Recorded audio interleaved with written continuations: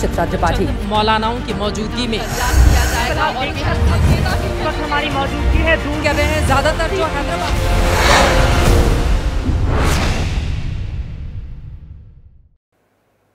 नमस्कार, ABP news पर आप सभी दर्शकों का बहुत बहुत स्वागत है। मैं हूं आपके साथ चित्रा त्रिपाठी। आप देखना शुरू कर चुके हैं जनहित। जनहित मतलब जनता के लिए, जनता का, जनता से जुड़ा हुआ टीवी शो। तो आइए शुरू करते हैं आज का जनहित। सबसे पहले दिखाते हैं आज खबरों के मेन्यू में क्या क्या खास है। सबसे पहले बात राजधानी दिल्ली की करेंगे। सुप्रीम कोर्ट और आरबीआई जो कहें, अरविंद केजरीवाल की लाइन साफ है कि रेवड़ी से ही दिल्ली में फिर अपना राज कायम करेंगे। केजरीवाल ने आज संजीवनी और महिला सम्मान की 2100 रुपए वाली स्कीम लॉन्च कर दी है। पूरी खबर दिखाने वाले हैं। इसके बाद आपको दिल्ली की कचरा पॉलिटिक्स दिखाएंगे। एलजी ने शहर के कूड़े करकट का एक वीडियो डाला, लेकिन केजरीवाल क्यों नहीं भड़के, इसकी वजह भी बताएंगे। यह भी बताएंगे कि बीजेपी इस कूड़े कचरे से किस तरह बिजली बनाने में लगी हुई है। इसके बाद महाराष्ट्र लेकर चलेंगे, जानेंगे क्या सच में बीएमसी में अकेले लड़ने के बहाने उद्धव ठाकरे कांग्रेस और शरद पवार से पीछा छुड़ाना चाहते हैं। उद्धव को क्यों लग रहा है कि बीएमसी जीतने के लिए वो अकेले काफी हैं। महाअघाड़ी सच में टूटेगी या फिर सिर्फ हवा हवाई बातें हैं, पूरी खबर रखेंगे आपके सामने। इसके बाद पुष्पा पर अटैक दिखाने वाले हैं। अल्लू अर्जुन पर सियासत में तोड़फोड़ के बाद एक्शन आ गया है। हैदराबाद में अल्लू के घर किन लोगों ने हमला किया, इनकी मांग क्या है। भगदड़ में मारी गई महिला के परिवार को अल्लू अर्जुन ने 1 करोड़ रुपए दे दिए, उसके बावजूद मामला थमता हुआ नजर क्यों नहीं आ रहा है। आगे परिस्थितियां किस तरह से बढ़ रही हैं, पूरी खबर थोड़ी देर में रखेंगे। और आज हम आपको दिल्ली के स्कूलों को बम से डराने वालों की भी खबर देंगे। दिल्ली पुलिस ने 2 बमबाजों को ढूंढ लिया है, लेकिन यह भी बता दें कि इस खुलासे के बाद अब चैलेंज पुलिस का नहीं बल्कि बच्चों के पेरेंट्स और स्कूल टीचर्स के लिए ज्यादा बढ़ गया है। इसके अलावा भी देश दुनिया की तमाम बड़ी खबरें होंगी जो अगले 1 घंटे तक आप मेरे साथ देखने जा रहे हैं। लेकिन शुरुआत राजधानी दिल्ली के चुनावी माहौल से करेंगे। रेवड़ी पर चर्चा से चुनाव अभियान की शुरुआत करने वाले अरविंद केजरीवाल ने तय कर लिया है कि रेवड़ी से ही चौथी बार राज कायम करेंगे। कल से आम आदमी पार्टी दिल्ली में 2 नई मुफ्त स्कीम में रजिस्ट्रेशन शुरू करने जा रही है। एक योजना जिसमें दिल्ली वालों के खातों में पैसे डाले जाएंगे, वहीं दूसरी योजना में दिल्ली वालों की जेब से एक भी पैसा खर्च नहीं होगा। देखिए, अरविंद केजरीवाल भ्रष्टाचार का एक ही काल। रेवड़ी कल्चर वालों को लगता है कि जनता जनार्दन को मुफ्त की रेवड़ी बांटकर उन्हें खरीद लेंगे। मैं मुफ्त की रेवड़ियां लेके आया हूं। 2 साल पहले प्रधानमंत्री नरेंद्र मोदी ने फ्री सरकारी योजनाओं को मुफ्त की रेवड़ी बताकर जनता को ऐसी योजनाओं से दूर रहने की चेतावनी दी थी। अरविंद केजरीवाल दिल्ली में उसी रेवड़ी का कोटा बढ़ाने जा रहे हैं। दिल्ली में चुनाव जीतने पर दिल्ली वालों को रेवड़ी की कौन सी नई वैरायटी मिलेगी, अरविंद केजरीवाल ने रविवार को इसकी झलक दिखा दी। खुद को दिल्ली वालों का बेटा और भाई बताते हुए केजरीवाल ने उनके दोनों हाथों में एक-एक रेवड़ी रखने की गारंटी दी है। विधानसभा चुनाव से पहले लाई गई इन दोनों निशुल्क योजनाओं को आम आदमी पार्टी ने एक ही ब्रांड के तहत लॉन्च किया, जिसका नाम है केजरीवाल कवच कार्ड। आम आदमी पार्टी ने संजीवनी योजना में 60 साल से ऊपर के बुजुर्गों को हर बीमारी का मुफ्त इलाज करवाने और महिला सम्मान योजना के तहत हर महिला को 2100 रुपए हर महीने देने का ऐलान किया है। संजीवनी योजना के तहत हमारे 60 साल के ऊपर के जितने बुजुर्ग हैं, उन सभी बुजुर्गों का मुफ्त इलाज, चाहे प्राइवेट हो चाहे सरकारी अस्पताल हो, दिल्ली सरकार वहन करेगी उसका खर्चा। मुझे लगता है कि महिलाओं वाली स्कीम में 35 से 40 लाख महिलाओं को शायद इसका लाभ मिल सकता है। इन दोनों योजनाओं के रजिस्ट्रेशन के लिए एक पंथ 2 काज वाला फॉर्मूला अपनाते हुए आम आदमी पार्टी के कार्यकर्ता कल से खुद लोगों के घर घर जाएंगे। संजीवनी और महिला सम्मान योजनाओं के लिए महिलाओं और बुजुर्गों के फॉर्म भरवाएंगे, यानी रजिस्ट्रेशन का रजिस्ट्रेशन, लगे हाथ चुनाव प्रचार भी। रजिस्ट्रेशन कल से चालू हो रहा है। हमारी टीम्स आपके घर आएंगी और आपके घर में जितनी भी महिलाएं हैं उन सभी महिलाओं का रजिस्ट्रेशन करके आपको एक कार्ड दिया जाएगा, रजिस्ट्रेशन कार्ड। रेवड़ी कल्चर को देश की राजनीति से हटाना है। बीजेपी रेवड़ी कल्चर पर दिल्ली सरकार को पहले से घेरती रही है। अब चुनाव से पहले संजीवनी और सम्मान स्कीम को भी केजरीवाल का जुमला बता रही है। बीजेपी का बड़ा आरोप है कि केजरीवाल एक तरफ तो केंद्र की योजनाओं में अड़ंगा डालते हैं और फिर अपनी रेवड़ियां बांटकर नाटक भी कर रहे हैं।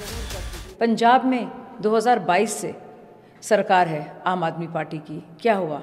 अभी तक महिलाएं कतारों में खड़ी हैं और कह रही हैं हमारे 1000 रुपए जो आप कह रहे थे उसका क्या हुआ? द्वेष की राजनीति के कारण वो आयुष्मान भारत जैसी जन कल्याणकारी योजना को दिल्ली में लागू नहीं होने देते और दिल्ली की जनता को वंचित रखते हैं। मैं आपके माध्यम से कहना चाहूंगी, दिल्ली की जनता को लीडरशिप चाहिए, ये पॉलिटिकल थिएट्रिक्स नहीं चाहिए। मुफ्त की योजनाएं चुनाव नतीजों पर कितना असर डालती हैं, इसकी झलक महीने भर पहले महाराष्ट्र और झारखंड के नतीजों में दिख चुकी है, जहां महिलाओं को केंद्र में रखकर बनाई गई योजनाओं पर दोनों सत्ताधारी पार्टियों ने सत्ता में वापसी की है। और दिल्ली में आम आदमी पार्टी के लिए तो ये पहले से ही कई बार आजमाया हुआ और 3-3 बार कामयाबी दिला चुका चुनावी फॉर्मूला है। फ्री यानी निःशुल्क यानी मुफ्त, इस शब्द का आकर्षण आपने दुकानों, बाजारों, शॉपिंग मॉल्स में खूब देखा होगा। लेकिन 4 अक्षर के इस शब्द फ्री से अब वोटों को खींचना भी एक ट्रेंड बन चुका है। सियासी पार्टियों को मुफ्त की ये स्कीम्स सत्ता पाने का गारंटेड फॉर्मूला बन चुकी हैं। इसीलिए घोषणा पत्र में मुद्दों पर कम, मुफ्त पर फोकस बढ़ता जा रहा है। इसी पर रिजर्व बैंक ऑफ इंडिया ने चेताया है कि कई केंद्रीय योजनाओं के चलते राज्य सरकारों के खर्चे पर असर डाल रहे हैं। केंद्रीय योजनाओं को समायोजित किया जाए तो राज्यों को बजट में खर्च की आजादी मिलेगी, जिसका इस्तेमाल राज्य अपनी जरूरतों के हिसाब से कर पाएंगे और इससे राज्यों और केंद्र दोनों पर आर्थिक बोझ भी कम होगा। ऐसा नहीं हुआ तो मुफ्त की योजनाओं से देश के जरूरी संसाधन खत्म हो जाएंगे। आरबीआई ने राज्यों को भी जनता को दी जाने वाली मुफ्त योजनाओं पर चेताते हुए कर्ज माफी, मुफ्त बिजली, मुफ्त पानी, मुफ्त बस रेल यात्रा पर लगाम लगाने की सलाह दी है, क्योंकि ऐसी योजनाएं राज्यों पर कर्ज के बोझ को बढ़ाती हैं। सुप्रीम कोर्ट फ्रीबीज पर अपने विचार कई बार बता चुका है, लेकिन चुनाव आयोग भी हाथ खड़े कर चुका है कि वो पार्टियों को ऐसी घोषणाएं करने से नहीं रोक सकता। अभी उसके पास ये पावर नहीं है। और वहीं दूसरी तरफ आपको बताते चले, मुफ्त की स्कीम्स के बाद दिल्ली की कचरा पॉलिटिक्स की ओर जरा आपको लेकर चलते हैं, उस पर भी नजर डाल लेते हैं। दिल्ली कितनी ही हाईटेक हो जाए, लेकिन कचरे के ढेर, गंदी नालियां यहां आज भी बड़े मुद्दे हैं। इतने बड़े कि सारी पॉलिटिक्स घूम फिरकर इन्हीं की ओर आ जाती है। इस बार भी कचरे से चुनावी बिजली तैयार की जा रही है।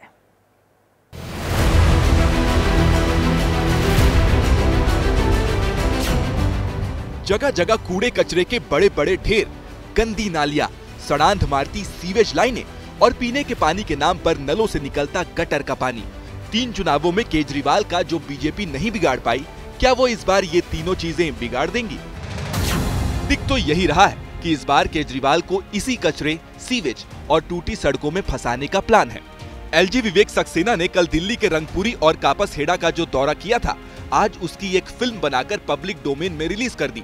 सिर्फ 2 मिनट 26 सेकंड में दिल्ली दर्शन कराते हुए पूरी दिल्ली को आम आदमी पार्टी सरकार के दावों की हकीकत दिखा दी, उसका मैनेजमेंट बता दिया, सरकार को सीधे टारगेट करने से परहेज किया।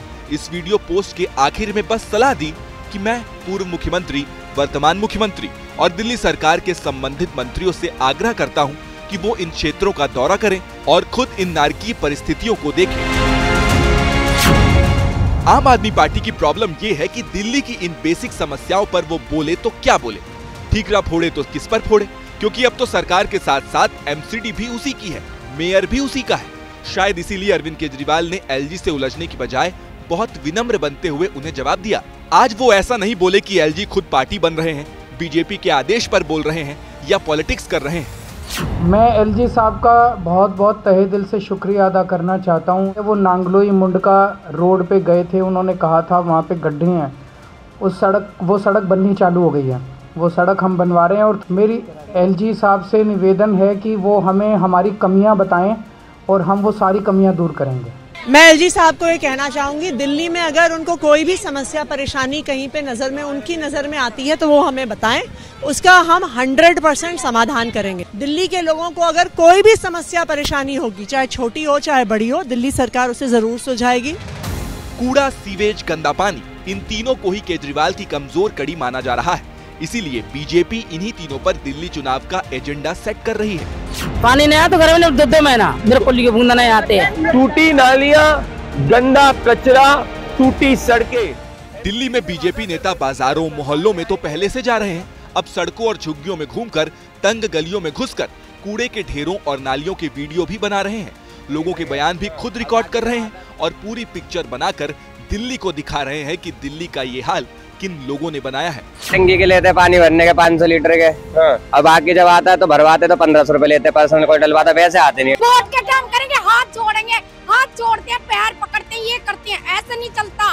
पानी के लिए हमें कितनी प्रॉब्लम हो रही है, हम मांग मांग के पानी पड़ोसियों से ला रहे हैं। बीजेपी का दावा है कि आम आदमी पार्टी को दिल्ली की दुर्गति करने की सजा इस चुनाव में जरूर मिलेगी। द्वेष की राजनीति के कारण वो आयुष्मान भारत जैसी जन कल्याणकारी योजना को दिल्ली में लागू नहीं होने देते और दिल्ली की जनता को वंचित रखते हैं। मैं आपके माध्यम से कहना चाहूंगी, दिल्ली की जनता को लीडरशिप चाहिए, ये पॉलिटिकल थिएट्रिक्स नहीं चाहिए, खोखले वादे नहीं चाहिए, चुनावी जुमले नहीं चाहिए। दिल्ली में बीजेपी और आम आदमी पार्टी में सोशल मीडिया पर भी कांटे की लड़ाई रही है। एमसीडी जब बीजेपी के पास थी तब आम आदमी पार्टी कूड़े और गंदगी पर शोर मचाती थी। अब बीजेपी की बारी है, वो ऐसा कोई शोर नहीं छोड़ना चाहती जो सत्ता दिला दे। चुनाव में दो तरह के मुद्दे होते हैं, एक तो जनता के मुद्दे जो आपने इससे पहले की खबर में देख लिए, दूसरे नेताओं के मुद्दे होते हैं, वो जब चाहे जिसे चाहे मुद्दा बना सकते हैं। दिल्ली चुनाव में भी एक ऐसा ही मुद्दा बनाया जा रहा है, रोहिंग्याओं और पूर्वांचली वोटरों का। पूर्वांचली यानी मूल रूप से पूर्वी उत्तर प्रदेश और पश्चिम बिहार के लोग, और रोहिंग्या यानी म्यांमार से भागे लोग, कुछ शरणार्थी तो कुछ घुसपैठिए। दोनों पहले भी अलग थे, अब भी अलग है, लेकिन चुनावी सियासत जबरन इनका कॉम्बो बना रही है। देखने वाली बात यह है कि ये इतने दिन सत्ता पे कहीं रोहिंग्या और बांग्लादेशी के वोटों पर तो नहीं बने हुए थे। आप हमारे पूर्वांचल के भाइयों को रोहिंग्या कहेंगे, हिम्मत कैसे हुई आपकी? आम आदमी पार्टी बीजेपी पर पूर्वांचलियों की रोहिंग्या और बांग्लादेशी घुसपैठियों से तुलना करने का आरोप लगाकर चुनावी बढ़त बनाने की कोशिश में लगी है। उनको रोहिंग्या कैसे कहा जा सकता है, उनको बांग्लादेशी कैसे कहा जा सकता है? उनको नाम कटवा के एक तरफ उनकी नागरिकता छीनी जा रही है। हम इसकी कड़ी निंदा करते हैं और ये एक पूरे पूर्वांचल समाज के खिलाफ साजिश है। जवाब में बीजेपी पहले दिन से पलटवार कर रही है। अब उसने अपने बड़े पूर्वांचली नेताओं को भी इस आरोप की काट के तौर पर आगे कर दिया है। आज केजरीवाल ज्यादा चिंतित है कि बांग्लादेशी को कैसे स्थापित करें, रोहिंग्या को कैसे स्थापित करें, और पूर्वांचल के लोगों को पता है कि जब कोरोना का समय था, कष्ट का समय था, विपत्ति का समय था, तो कैसे केजरीवाल की सरकार ने भगाने का काम किया था। न सिर्फ बीजेपी बल्कि एनडीए के भी पूर्वांचली नेता इस मुद्दे पर पूर्वांचली वोट की बैटिंग करने आ रहे हैं। जो होता गुरिल्ला टैक्टिस, जो कुछ मौका मिल गया कूद गए उसमें। इनका बिहारी के प्रति क्या भावना है, कृपा करके आप लोग भी दिखाइए कि कोरोना काल में कैसे बस में भर भर के बिहार के लोगों को बॉर्डर पे छोड़ाए थे। जानना जरूरी है कि दिल्ली में पूर्वांचल की पावर क्या है, जिसके लिए दोनों पार्टियां पावर गेम खेल रही हैं। दिल्ली की कुल आबादी में पूर्वांचल के लोगों की हिस्सेदारी 40% तक है। दिल्ली की 70 में से 17 विधानसभा सीटों पर पूर्वांचली वोट निर्णायक है। इन 17 सीटों पर पूर्वांचल के मतदाताओं की संख्या 30% से 55% तक है। इन आंकड़ों में ही स्पष्ट है कि दिल्ली में पूर्वांचलियों के सेंटिमेंट्स की राजनीति की वजह क्या है। अब बांग्लादेशी और रोहिंग्या घुसपैठियों पर भी अपडेट दे दें, जिनके खिलाफ दिल्ली पुलिस सर्च ऑपरेशन चला रही है। अब इसे और तेज कर दिया गया है। दिल्ली पुलिस ने अब तक 175 संदिग्ध बांग्लादेशी नागरिकों की पहचान की है। आउटर दिल्ली में रह रहे इन बांग्लादेशियों के दस्तावेज संदिग्ध पाए गए। जांच के दौरान दस्तावेजों की गड़बड़ी साबित हुई तो इन्हें हिरासत में लिया जाएगा। अवैध बांग्लादेशी और रोहिंग्या की धरपकड़ में दिल्ली पुलिस ने आम जनता से भी अपील की है। अपील ये है कि अगर इलाके में कोई बाहरी या संदिग्ध व्यक्ति दिखे तो तत्काल पुलिस को सूचना दे। अब बात करेंगे बाबा साहब आम्बेडकर की, जो पिछले एक हफ्ते से नेशनल पॉलिटिक्स का फेवरेट टॉपिक बने हुए हैं। आम्बेडकर के मान सम्मान को हर पार्टी भविष्य में होने वाले मतदान से जोड़ने में लगी हुई है। कांग्रेस ने कल ही अपना 2 दिन का प्रेस कॉन्फ्रेंस कार्यक्रम लॉन्च किया। उसी का आज पहला दिन था। संसद सत्र खत्म होने के बाद अपने क्षेत्र में लौटे कांग्रेस के कई सांसदों ने आज प्रेस कॉन्फ्रेंस की और पार्टी नैरेटिव को आगे बढ़ाया कि गृह मंत्री अमित शाह ने डॉक्टर अंबेडकर को भगवान से कम करके आंका और बीजेपी की सोच में संविधान नहीं बल्कि मनुस्मृति है। स्क्रीन पर आप इन्हीं कांग्रेस नेताओं की प्रेस कॉन्फ्रेंस की झलक देख रहे हैं। हालांकि राहुल गांधी और प्रियंका गांधी की कोई प्रेस कॉन्फ्रेंस नहीं दिखाई दी। कांग्रेस अध्यक्ष मल्लिकार्जुन खड़गे कलबुर्गी में थे। उन्होंने आरोप लगाया कि सरकार ने खुद संसद के आखिरी 3 दिनों को डीरेल किया ताकि विपक्ष जरूरी मुद्दे न उठाने पाए। उन्होंने जो तय किया था डिस्टर्ब करने का, उसमें वो यशस्वी हो गए। उन्होंने जो तय किया था डिस्टर्ब करने का, उसमें वो यशस्वी हो गए। कांग्रेस कल भी देश भर में प्रेस कॉन्फ्रेंस करेगी। फिर 24 मार्च को देश के हर जिले में अंबेडकर सम्मान मार्च निकालेगी। संभव है कांग्रेस को जवाब देने के लिए बीजेपी भी 24 तारीख को मैदान में एक्टिव दिखे। बात उन सांसदों की भी करेंगे जो अंबेडकर पॉलिटिक्स की वजह से अस्पताल में हैं और आज चौथे दिन भी बिस्तर से उठ नहीं पा रहे। बीजेपी के दोनों सांसदों से मिलने आज भी एक बड़े मंत्री पहुंचे। उधर कांग्रेस का कहना है कि उसने तो प्रदर्शनों में अपने 2 कार्यकर्ताओं को गंवाया है। कोई उनकी भी सुने। राहुल गांधी की तरफ से कथित धक्का मारने के बाद बीजेपी के 2 सांसद 3 दिन से अस्पताल में हैं। हर दिन कोई न कोई बीजेपी नेता उनसे मिलने पहुंच रहा है। हालचाल पूछने का सिलसिला 19 तारीख से चल रहा है। पहले दिन रक्षा मंत्री राजनाथ सिंह दोनों से मिले। उसके बाद कृषि मंत्री शिवराज सिंह चौहान और प्रहलाद जोशी भी पहुंचे। दोनों ने गौर से दोनों सांसदों की बात सुनी, जाना कि क्या और कैसे धक्का लगा था। आज केंद्रीय मंत्री गिरिराज सिंह भी दोनों सांसदों के हाल चाल लेने पहुंचे। डॉक्टरों से अपडेट लिया और बाहर निकलते ही उन्होंने राहुल गांधी को कोसा। उन्होंने कहा कि राहुल गांधी मुझ पर व्यवहार ऐसा किए प्रताप सारंगी जी ने जैसे कोई बाउंसर करता हो, और वो हैं भी ब्लू बेल्ट और ब्लैक बेल्ट क्या क्या हैं। बीजेपी 69 साल के प्रताप सारंगी को धक्का मारने का आरोप लगाकर राहुल गांधी को विलेन की तरह प्रोजेक्ट कर रही है। वहीं वीएचपी ने रायबरेली में राहुल गांधी पर कटाक्ष करते हुए पोस्टर लगवा दिए।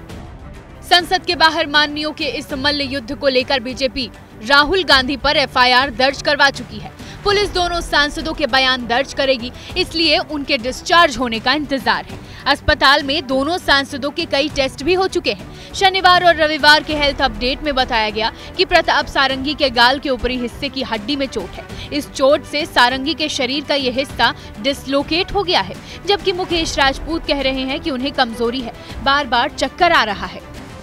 बीजेपी जहां 2 सांसदों के घायल होने में कांग्रेस को विलेन बता रही है, तो वहीं कांग्रेस भी अपने 2 कार्यकर्ताओं की मौत का इल्जाम बीजेपी पर मढ़ रही है। लखनऊ में 18 तारीख को कांग्रेस के विधानसभा घेराव में हिस्सा ले रहे प्रभात पांडे की मौत अब संदिग्ध है। आज प्रभात का एक नया वीडियो आया जिसमें वो प्रदर्शन के वक्त नेताओं का भाषण सुन रहे थे। बाद में कैसे प्रभात की मौत हुई ये अभी भी सस्पेंस है। पोस्टमार्टम रिपोर्ट सार्वजनिक नहीं हुई है। जांच के लिए बनी एसआईटी में बयान दर्ज कराने अभी तक 20 में से 6 ही कांग्रेस नेता पहुंचे हैं। यूपी कांग्रेस अध्यक्ष अजय राय भी आज नहीं पहुंचे। उन्होंने फिर आरोप लगाया कि प्रभात की मौत की जिम्मेदार पुलिस है। जहाँ तक मेरा मानना है कि जो व्यवस्था इन लोगों ने इस तरह से इतना जबरदस्त घेर कर किया था, इतना चारों तरफ से बैरिकेड किया था, और उसमें जिस तरीके का इन्होंने प्रेशर क्रिएट किया था, वो पूरी तरीके से वही कारण है मूल उस बच्चे के जान जाने का।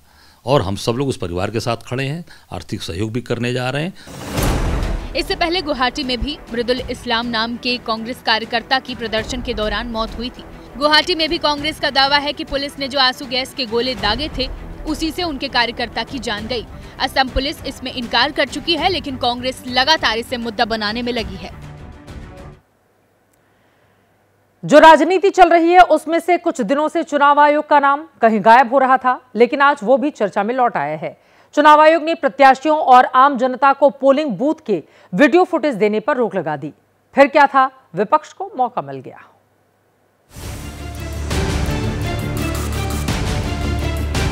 ईवीएम में गड़बड़ी के आरोप और वीवीपैट की पर्ची से वोटों के मिलान को लेकर छिड़ी बहस के बीच चुनाव आयोग एक बार फिर चर्चा में है।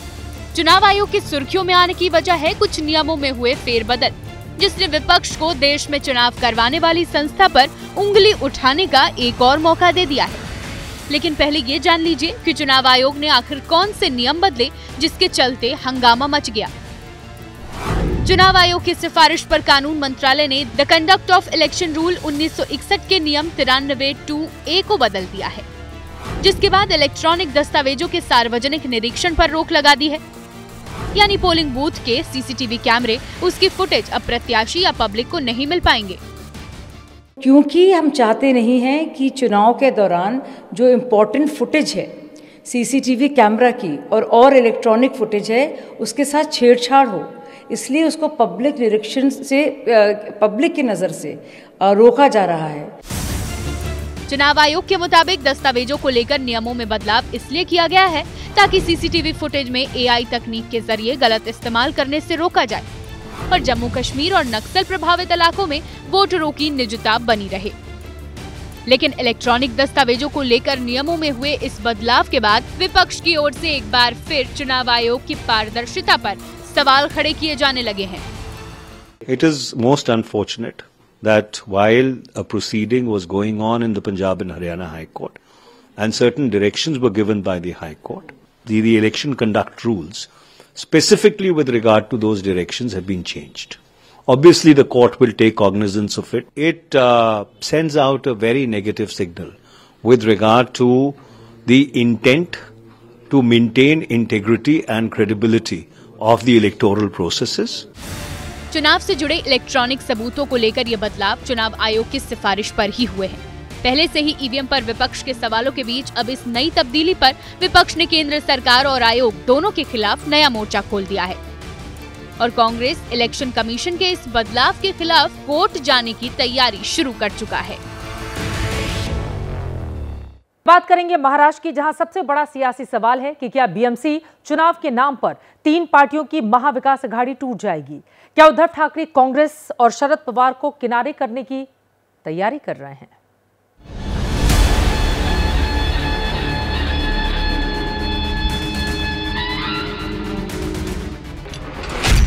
क्या उद्धव का मन राहुल और पवार से उचट रहा है? क्या उद्धव ठाकरे महाअघाड़ी से पीछा छुड़ा रहे हैं? क्या उद्धव अपनी लड़ाई अब अकेले लड़ना चाहते हैं? ये 3 सवाल महाराष्ट्र में चुनाव नतीजों के बाद सामने आए थे और अब फिर उठकर आ रहे हैं, क्योंकि अब महाराष्ट्र के मिनी चुनाव यानी बीएमसी चुनाव है। उद्धव ठाकरे के कांग्रेस और शरद पवार से अलग रास्ता पकड़ने की ये अटकलें संजय राउत के इस बयान से शुरू हुई, जिसमें उन्होंने कहा है कि बीएमसी में हमारे लोगों का मन अकेले चुनाव लड़ने का है। आम्ही भारतीय जनता पक्षाबरोबर युतीमध्ये होतो तेव्हाही स्थानिक स्वराज्य संस्था स्वबळावर लढाव्या अशी कार्यकर्त्यांची मागणी आणि भूमिका कायम असते, कारण खाली काही जागा ज्या आम्हाला वाटत होतं आम्हाला मिळायला पाहिजे, ज्या आम्ही अधिक चांगल्या प्रकारे लढून जिंकू शकलो असतो त्या आम्हाला मिळाल्या। संजय राउत का बयान आते ही कांग्रेस और एनसीपी शरद गुट के कान खड़े हो गए। भीतर ही भीतर बातें हुई, बयान का मतलब पूछा गया। उसके बाद एनसीपी शरद गुट ने कहा कि संजय राउत ने ऐसा कोई ऐलान नहीं किया है, सिर्फ अपने लोगों के मन की बात कही है। मुझे ऐसा बताया गया कि वो चुनाव अकेले लड़ सकते हैं, ऐसा कहा है उन्होंने, लड़ेंगे ऐसा नहीं कहा है। उद्धव की शिवसेना का गणित है, बताएंगे, लेकिन उससे पहले बीएमसी का थोड़ा स्टेटस भी समझ लीजिए। शिवसेना और एनसीपी में बंटवारे के बाद ये पहला बीएमसी चुनाव होगा। बीएमसी पर अविभाजित शिवसेना का 1997 से 2022 यानी 25 साल कब्जा था। बीएमसी का आखिरी चुनाव वर्ष 2017 में हुआ था। 2022 के बाद चुनाव नहीं हुए। बीएमसी देश की सबसे अमीर महानगर पालिका है। 24-25 में ये बजट 60,000 करोड़ रुपए था। बीएमसी का सालाना बजट देश के 8 छोटे राज्यों के कुल सालाना बजट से ज्यादा है। उद्धव की शिवसेना बीएमसी में अकेले लड़ने पर इसलिए कॉन्फिडेंट है क्योंकि हाल ही में महाराष्ट्र के चुनाव में बुरी हार के बावजूद मुंबई में उसका सिक्का चला है। मुंबई में उद्धव सेना ने 10 विधानसभा सीटें जीती हैं और 4 सीटों पर बहुत कम अंतर से हारी है। इसीलिए उसे लगता है कि मुंबई में अपने दम पर जीत सकती है, तो फिर शरद पवार और कांग्रेस को हिस्सा क्यों दे। राउत का बयान कांग्रेस के लिए सदमे जैसा है, लेकिन कांग्रेस जल्दबाजी में कुछ भी बयान देने से बच रही है। लोकल बॉडी का चुनाव हमेशा, वैसे भी सभी पार्टियां, जब हम लोग राष्ट्रवादी और कांग्रेस युति में थे तभी भी हम लोग अलग अलग लोकल बॉडी का चुनाव लड़ते हैं। अब आने वाले दिनों में हम लोग चर्चा महाविकास अघाड़ी में करेंगे, जो भी उचित होगा निर्णय लिया जाए। दूसरी तरफ शिवसेना शिंदे पहले ही इशारा दे चुकी है कि महायुति की तीनों पार्टियां विधानसभा चुनाव की तरह बीएमसी चुनाव भी मिलकर लड़ेंगी। को अच्छी तरह पता है कि कहीं कुछ नहीं होना है। और मुंबई की जनता, महाराष्ट्र की जनता वो हिंदुत्व को मानने वाली जनता है। मुंबई महानगर पालिका में भारतीय जनता पार्टी भारी मतों से जीत करके आएगी। हालांकि बीएमसी में अकेले लड़ने से पहले उद्धव सेना को ये भी तौलना होगा कि कहीं कांग्रेस, समाजवादी पार्टी और एनसीपी शरद के उम्मीदवार ही तो उसके वोट नहीं काट देंगे, क्योंकि शिवसेना का असली नाम और असली चुनाव चिन्ह पहले से उसके पास नहीं है। प्रधानमंत्री नरेंद्र मोदी कतर से भारत वापस आने के लिए निकल चुके हैं। आज प्रधानमंत्री मोदी ने कतर के अमीर से मुलाकात की और वहां के प्रधानमंत्री को भारत आने का न्योता भी दिया। अपने दौरे में कतर के नेताओं से मुलाकात के साथ प्रधानमंत्री वहां रहने वाले भारतीय कामगारों को भी नहीं भूले। उन्होंने उनके साथ बैठकर खाना खाया।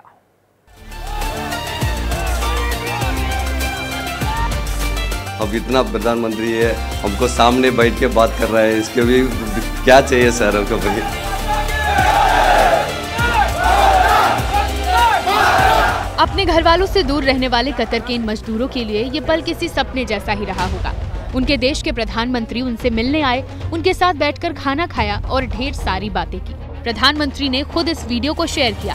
40 साल के बाद कोई प्रधानमंत्री आया और आकर के क्या कर रहा है, सबसे पहले अपने श्रमिक भाई बहनों को मिलने जा रहा है। पीएम ने जिस गल्फ स्पिक लेबर कैंप का दौरा किया, वहां 90% से ज्यादा कामगार भारतीय हैं। पीएम इन भारतीय कामगारों से बड़े दोस्ताना अंदाज में मिलते दिखे। सर कैसे सर आप? मैं वैसा ही हूँ जैसा पहले था। और आप लोगों को मिला तो और जरा ताजा हो गया। कभी भी ऐसे होना चाहिए। अपने दौरे के दूसरे दिन प्रधानमंत्री ने कुवैत के अमीर और क्राउन प्रिंस से भी मुलाकात की। आज प्रधानमंत्री को कुवैत ने गार्ड ऑफ ऑनर दिया। इस मौके पर कुवैत के अमीर भी मौजूद रहे। कुवैत ने प्रधानमंत्री नरेंद्र मोदी को अपना सर्वोच्च सम्मान the order of Mubarak al Kabeer से सम्मानित किया। ये किसी देश की तरफ से प्रधानमंत्री मोदी को दिया गया 20वां अंतर्राष्ट्रीय सम्मान है। प्रधानमंत्री मोदी के सामने ही दोनों देश के बीच MOU साइन हुआ। कुवैत में भारतीय समुदाय सबसे बड़ा प्रवासी समुदाय है।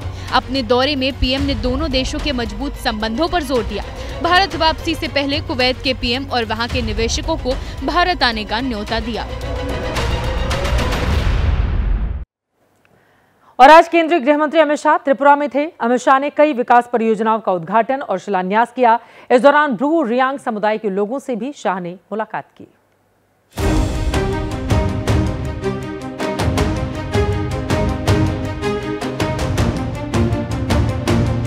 त्रिपुरा दौरे पर गए अमित शाह ने ब्रू और रियांग समुदाय के विस्थापितों से मुलाकात की। धलाई जिले के पुनर्वास केंद्र का भी किया दौरा।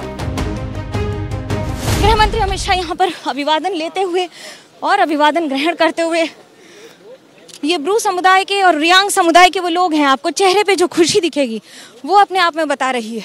देश के गृह मंत्री अमित शाह ने सारे प्रोटोकॉल तोड़ते हुए गांव के अंदर जाकर लोगों से बातचीत की है, लोगों से मुलाकात की है। उनसे बातचीत करने के बाद ये समझने की कोशिश कि उन्हें जो वादे किए गए, जो दावे किए गए हैं, वो मिले हैं कि नहीं। बासा ढलाई की पुनर्वास कॉलोनी, जहां 440 परिवारों को बसाया गया है जो मिजोरम से आए थे और त्रिपुरा में रह रहे थे। गृह मंत्री ने यहां लोगों से पूछा कि उनके पास रोजगार का साधन क्या है। स्कूलों की हालत के बारे में भी उन्होंने उनसे पूछताछ की। शाह ने लोगों से पूछा कि उनके स्कूलों में शिक्षक हैं या नहीं। कि मेरे अब तक के जीवन में जिस काम के संतुष्टि मिली है, संतोष मिलता है, 38,000 ब्रू रियांग का सेटलमेंट भारतीय जनता पार्टी की सरकार ने।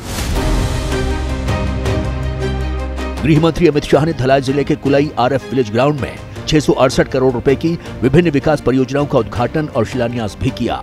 मंच से अमित शाह ने कांग्रेस और कम्युनिस्ट पार्टी को घेरा। कम्युनिस्ट लाल भाई 35 साल तक यहां शासन किए। कांग्रेस पार्टी ने भी सबसे ज्यादा समय शासन किया, मगर ब्रू रियांग का दर्द नहीं दिखाई। कभी कम्युनिस्टों का गढ़ रहे त्रिपुरा में लगातार 2 बार से बीजेपी की सरकार है। और अब खबर साउथ के सुपरस्टार अल्लू अर्जुन की। आज तेलंगाना की राजधानी हैदराबाद में फिल्म स्टार अल्लू अर्जुन के घर पर प्रदर्शनकारियों ने हमला कर दिया। हैदराबाद की जुबली हिल्स इलाके में अल्लू अर्जुन के घर पर नारेबाजी करते हुए कुछ प्रदर्शनकारी जा पहुंचे। प्रदर्शन कर रहे लोग अल्लू अर्जुन के घर के बाहर बने लॉन में पहुंच गए और वहां तोड़फोड़ करनी शुरू कर दी। बताया जा रहा है अल्लू अर्जुन के घर पर तोड़फोड़ करने वाले लोग उस्मानिया यूनिवर्सिटी ज्वाइंट एक्शन कमेटी के सदस्य थे। मामला 4 दिसंबर को हैदराबाद के संध्या थिएटर में मची भगदड़ से जुड़ा हुआ है, जिसमें रेवती नाम की एक महिला की मौत हो गई थी, जबकि भगदड़ में महिला का 9 साल का बेटा गंभीर रूप से घायल हो गया था। अल्लू अर्जुन के घर पर प्रदर्शन और हमला करने वाले जान गंवाने वाली महिला के परिवार को 1 करोड़ रुपए मुआवजा देने की मांग कर रहे हैं, जिसके बाद मौके पर पहुंची पुलिस ने प्रदर्शनकारियों को हिरासत में ले लिया।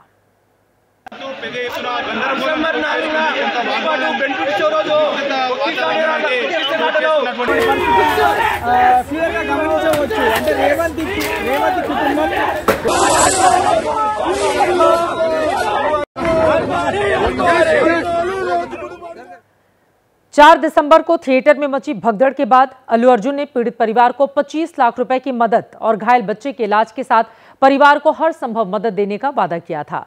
लेकिन इस मामले में शिकायत दर्ज होने के बाद अल्लू अर्जुन गिरफ्तार कर लिए गए थे और उन्हें एक रात जेल में भी गुजारनी पड़ी थी। थिएटर में भगदड़ के मामले में पहले एफआईआर, फिर गिरफ्तारी और जेल जाने के बाद अल्लू अर्जुन से जुड़ा ये मामला तेलंगाना की विधानसभा तक जा पहुंचा। अल्लू अर्जुन का कहना है कि उनका चरित्र हनन किया जा रहा है और बयानों को तोड़ मरोड़ कर पेश किया जा रहा है। गलत जानकारियां भी फैलाई जा रही हैं।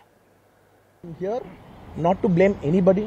I'm not here to be against any department or any political leader or individually or the government. No, not at all. I'm actually very thankful for the government because they've been very supportive to the film industry, and I'm very thankful for all that. This is just to state, there's a lot of misinformation, there's a lot of false allegation, and there's a lot of, communication gaps and, thinking that, and there are a lot of misquotations which I have not said.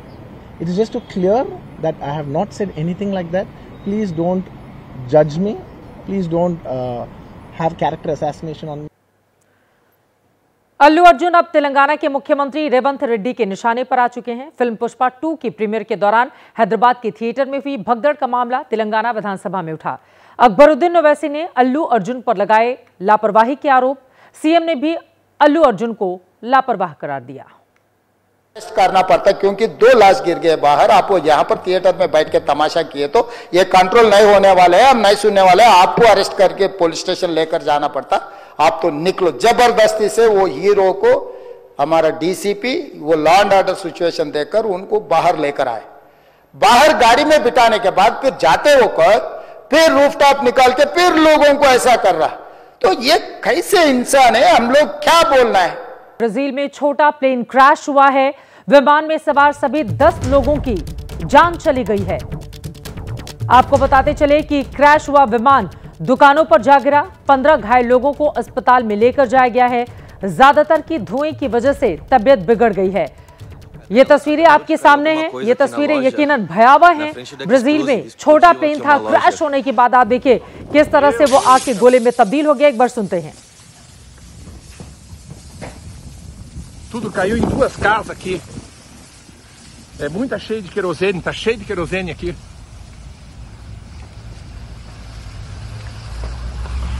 É um negócio absurdo, absurdo. ये छोटा plane था, crash हो गया। वजह क्या है ये अब तक साफ नहीं हो पाया है, लेकिन इसमें सवार सभी 10 लोगों की जान जा चुकी है। Na frente da Exclusive explodiu aqui uma loja. Crash होने के बाद ये सीधे दुकानों पर जा गिरा, जिसके बाद दुकानों में मौजूद लोग भी इसकी चपेट में आ गए। 15 लोग घायल हुए हैं, उन्हें अस्पताल लेकर जाया गया है। खबर यह भी है कि कई लोगों की धुएं की वजह से वहां पर तबीयत बिगड़ती चली गई।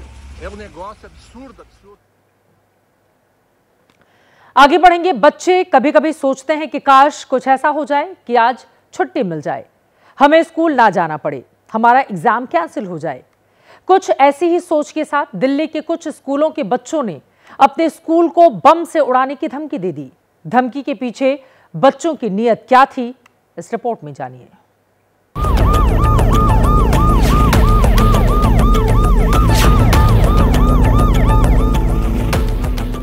दिल्ली में आए दिन किसी स्कूल में बम की धमकी, उसके बाद अफरा तफरी, पेरेंट्स का भागते हुए जाना, बच्चों को घर लेकर आना। स्कूल की तलाशी में पुलिस को कहीं भी बम न मिलना, लेकिन अगले दिन बच्चों को स्कूल भेजने में पेरेंट्स का फिर डरना। दिल्ली में कई महीनों से यही चल रहा है, लेकिन अब जाकर पुलिस ने एक स्कूल की धमकी का केस सुलझा लिया है।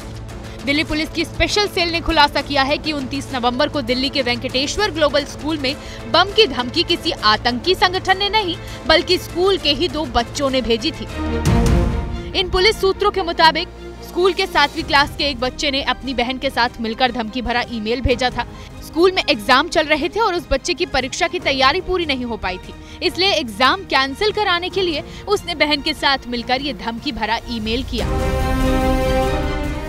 सच जानने के बाद पुलिस इन बच्चों के घर गई, उनके परिवार को ये बात बताई, बच्चों को नसीहत देकर आई कि आइंदा ऐसा ना करें। लेकिन दिल्ली में ये कोई पहली बार नहीं है जब स्कूल की छुट्टी कराने के लिए किसी बच्चे ने नकली धमकी वाला खेल खेला हो। रोहिणी के दिल्ली सिटी स्कूल में भी स्कूल के छात्र ने ही धमकी भरा ईमेल भेजा था। बच्चे ने वर्चुअल प्राइवेट नेटवर्क यानी VPN का इस्तेमाल कर ईमेल भेजा था। यहाँ भी बच्चा यही चाहता था कि बम की धमकी से डरकर स्कूल में छुट्टी हो जाए। लेकिन इस खुलासे का ये मतलब भी नहीं कि हर स्कूल को धमकी के पीछे कोई न कोई शरारती बच्चा है। दिल्ली में इसी महीने 13 तारीख को कई स्कूलों में बम की धमकी आई। उससे पहले 9 तारीख को भी धमकी भरे मेल आए और इन्हीं धमकियों को चुनाव में लॉ एंड ऑर्डर का मुद्दा बनाने की कोशिश कुछ दिन पहले शुरू हुई थी। पिछले 9 या 10 दिनों में चौथी बार हो रहा है कि इतने स्कूलों को, दिल्ली के नामी गिरामी स्कूलों को थ्रेट आते हैं। एक भी आदमी अभी तक गिरफ्तार नहीं हुआ, एक भी आदमी। क्यों? अमित शाह जी कहाँ हैं? अमित शाह जी जवाब क्यों नहीं दे रहे? दिल्ली के लोग क्या मांग रहे हैं? केवल सुरक्षा ही तो मांग रहे हैं। सुरक्षा तो उनका अधिकार है। अमित शाह जी जवाब क्यों नहीं दे रहे? पुलिस की परेशानी यह है कि ऐसे मामलों में शेर आया की तर्ज पर धमकियों को हल्के में नहीं ले सकती, उसे दौड़ना ही पड़ता है। टीचर्स और पेरेंट्स का नया चैलेंज ये है कि एक छुट्टी के लिए छोटे छोटे बच्चों का दिमाग उन्हें इस दिशा में दौड़ाने से रोकना है। पंजाब की मोहाली से खबर है, जहां पर 3 मंजिला इमारत ढह गई। आज सुबह से वहां पर रेस्क्यू चलाया जा रहा है। शाम तक रेस्क्यू खत्म हुआ। बिल्डिंग के मलबे में दबकर 2 लोगों की मौत हो गई।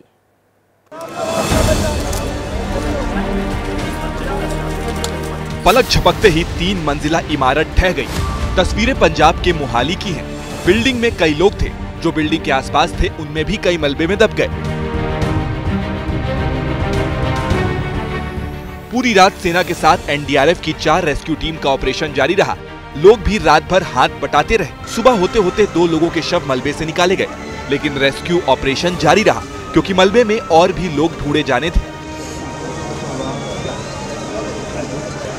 3 मंजिला इमारत में, जिसका एक बेसमेंट भी था, उसमें एक ग्राउंड फ्लोर पे जिम था जो चल रहा था, जहां उस वक्त लोग मौजूद थे, और एक PG भी बताया जाता है। बड़ा सवाल यही है कि इस रिहायशी इलाके में ये इमारत जो है भर-भरा के कैसे जो है गिर गई। अगर इस इलाके को देखेंगे तो सारा रिहायशी इलाका है। असल में इस बिल्डिंग के पास वाली बिल्डिंग में काम चल रहा था, उसके बेसमेंट में खुदाई चल रही थी।